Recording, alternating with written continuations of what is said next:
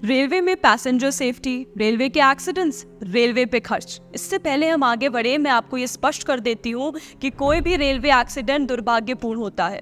इस बात से कोई इनकार नहीं कर सकता कि रेलवे यात्रियों की सुरक्षा किसी भी सरकार की प्राथमिकता होनी चाहिए, पर एक जिम्मेदारी मीडिया की भी है कि कोई एजेंडा सेट करते वक्त वो एक पूरी तस्वीर जनता के सामने साझा करे।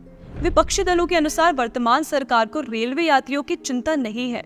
रंगापानी में हुए इस एक्सीडेंट के बाद मीडिया भी सरकार के ऊपर ये आरोप लगाए जा रही है कि सरकार ने सेफ्टी पर बजट खर्च करना बंद कर दिया है। पर सच क्या है, यह जानने के लिए हम रेलवे में हुए कार्यों की तुलना हम 2014 से पहले और उसके बाद से करते हैं। अगर हम डेटा देखें तो पाएंगे कि 2014 में भारत भर में 8,498 अनमैन्ड लेवल क्रॉसिंग गेट्स थे।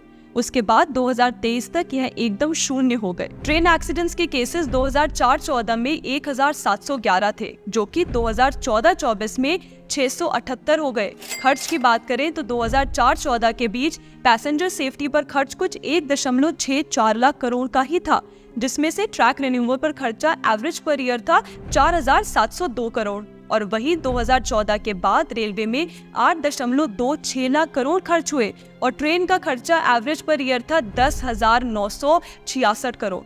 देखिए, भारतीय रेल 12,000 से भी अधिक ट्रेन रोज चलाता है। लगभग 2.5 करोड़ लोग प्रतिदिन रेल से चलते हैं।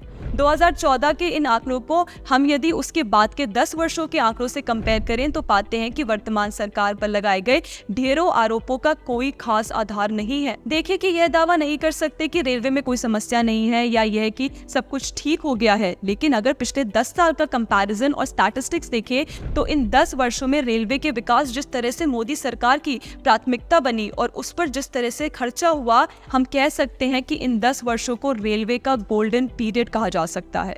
मैं ऐसा क्यों बोल रही हूँ, आपको बताती हूँ। अनमैन्ड लेवल क्रॉसिंग गेट्स की बात करें तो 2004-24 के बीच 100% का रिडक्शन हुआ है। दरअसल देखा जाए तो 2024 तक भारत में अनमैन्ड रेलवे क्रॉसिंग पूरी तरह से खत्म कर दी गई थी। आगे चले और रेल सेफ्टी पर सरकार द्वारा किए गए खर्चों की बात करें तो ट्रैक रिन्यूअल पर खर्च पहले की अपेक्षा 2.33 टाइम्स बढ़ा है। लेवल क्रॉसिंग को हटाने पर खर्च 6.4 टाइम्स बढ़ा है। ब्रिजेस की रिहैबिलिटेशन के लिए खर्चा पहले की तुलना में आज 2 गुना हो चुका है। सेफ्टी से रिलेटेड काम के लिए खर्चा 2.5 गुना बढ़ा है। 2017-18 में राष्ट्रीय रेल संरक्षा कोष की स्थापना की गई और 1 लाख करोड़ का फंड रेल की सेफ्टी को लेकर बनाया गया, जिसमें 2021-22 तक कुल 1,08,074 करोड़ का खर्च हो चुका है और अब इसे आगे 5 साल के लिए और बढ़ा दिया गया है।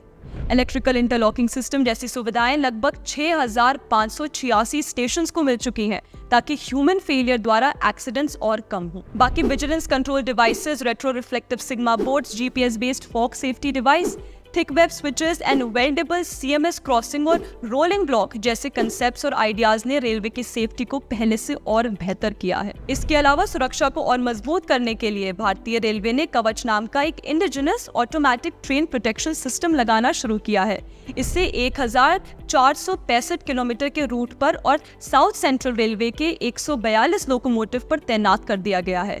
इन्हीं सेफ्टी मेजर्स का नतीजा है कि ट्रेन दुर्घटनाओं की संख्या 2001 में 473 से घटकर 2023-24 में 40 हो गई। बाकी अगर हम ट्रेन एक्सीडेंट्स द्वारा डेथ का रेट देखें तो एनसीआरबी की एक रिपोर्ट के मुताबिक 2014 में 25,000 लोगों की मृत्यु रेलवे एक्सीडेंट में हुई और उसके बाद यह ग्राफ और रेल द्वारा एक्सीडेंट्स का नंबर भी गिरता चला गया। इन आंकड़ों को देखा जाए तो हम पाएंगे कि वर्तमान केंद्र सरकार पर आरोप भले ही लगाया जा रहा है, पर आंकड़े कुछ और ही कहते हैं।